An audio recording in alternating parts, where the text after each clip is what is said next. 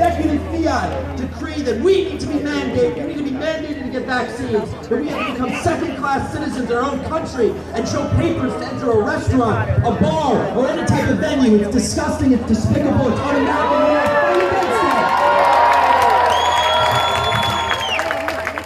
This is the first of many. We're going to do lawsuits, we're going to keep rallying, because this is unacceptable. USA! USA! USA! USA! USA! USA! USA! USA! Woo! I gotta give props to this guy for holding that flag and sign during that whole anthem. What's your name, man? Andy. Give a round of applause for Andy. Biggest flag I've seen. We got the press here. I hope they do an honest reporting of what here today. This is a peaceful gathering of all stripes and colors, all backgrounds. It's a very New York crowd. I see tons of different people here. They're gonna try to defame us. They're gonna try to smear us. But we all know the truth. We're all here today, standing tall and proud for our flag, for our country, and our God-given rights. It's a beautiful thing. Do be wary. The Daily Show is in the audience, and they're trying to make us look bad. So just be careful.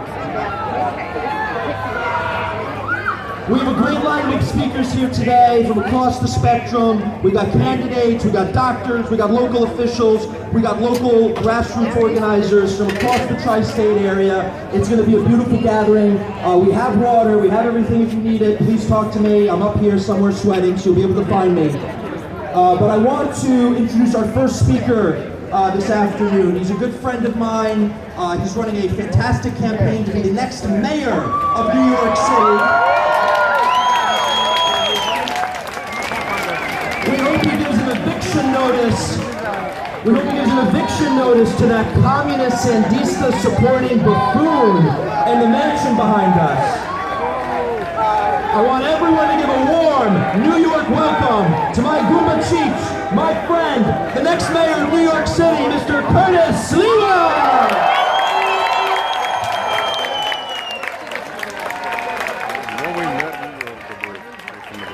I want to thank Devin Wax and the Young Republicans for bringing us all together. There are Democrats, there are Republicans, there are independents in this crowd, all of who are united around the concept of freedom. Freedom of choice. Freedom. That's what has assembled us here today.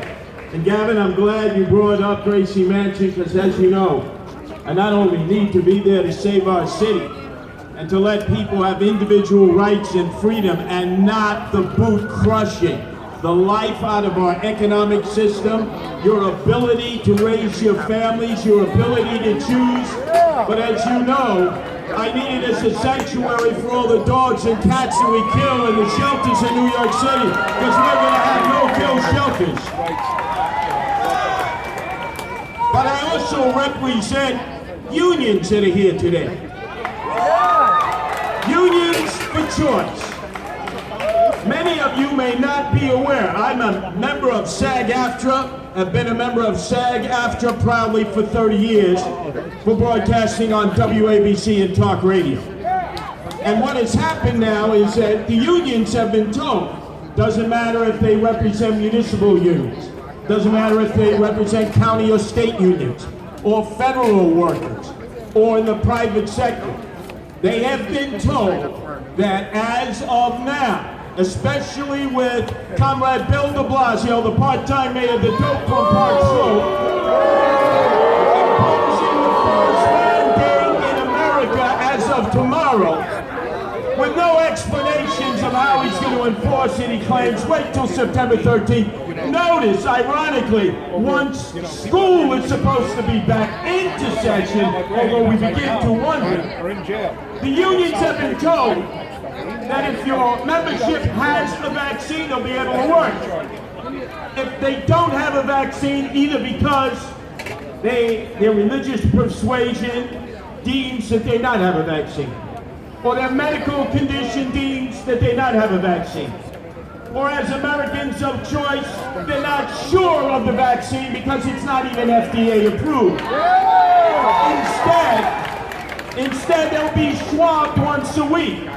But we know whether it's Pfizer or Moderna or Johnson & Johnson that gets the first FDA approval, it'll no longer be choice in the workforce. They'll tell you, you either get vaccinated or you're fired. Stay home.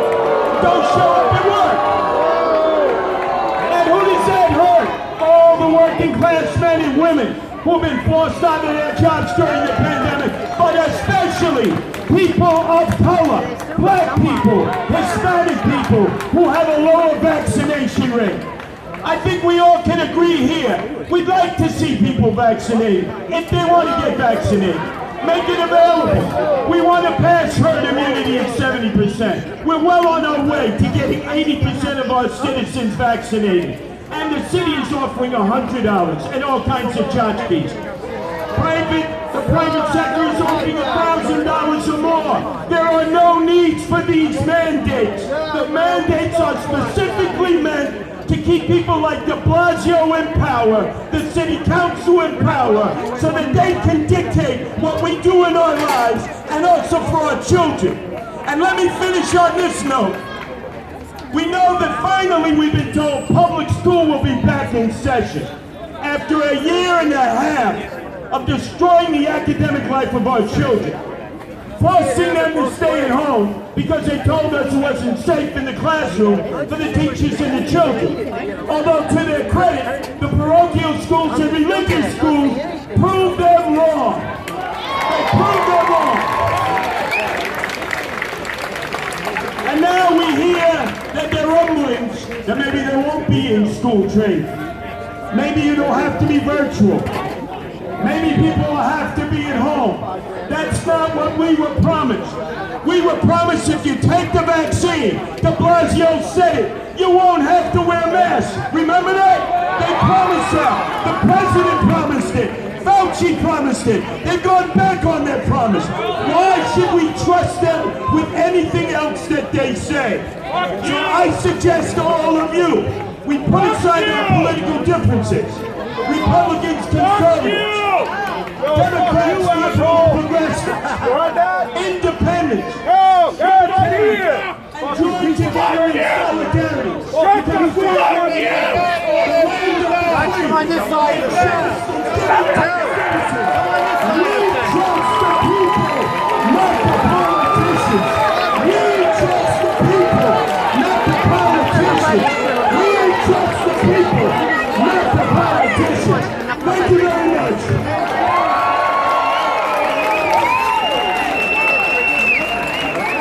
Another round of applause for our next mayor, Curtis Sliwa. Speaking truth to power.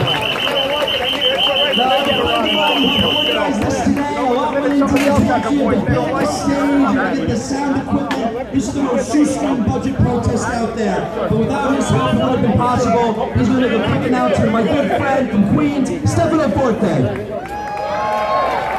Thank you all very much. My name is Stefano Forte. I'm the president of the New York State Populist League. We're a group that wants to spread the tenets of populism throughout the state. I just want to ask you all a couple of questions. Are we going to listen to Bill de Blasio's mandates? Guys, Bill de Blasio's still sleeping. Let's wake him up. Are we going to listen to his mandates? That's what I'd like to hear. Are we going to allow the elites in this country to dictate what we can or can't do? Are we going to allow them to mask our children for another year? I can't hear you. Not enough for Biden to hear you. There you go. Our leaders are more concerned with seizing control of our own lives than giving people the freedom to choose. Under Bill de Blasio's draconian mandates, we've seen people's lives ruined, marriages destroyed, and businesses closed down. Bill de Blasio single-handedly destroyed New York, and now we're going to trust him with our health? No way. So I'm proud to announce that in a city full of demons, we need more angels. We need more guardian angels. That's why I am proud to announce the New York State Populist League endorses a man who embodies the spirit of New York City, a man who is a true populist and will bring us back from the brink of destruction. Our next mayor, Curtis Sliwa.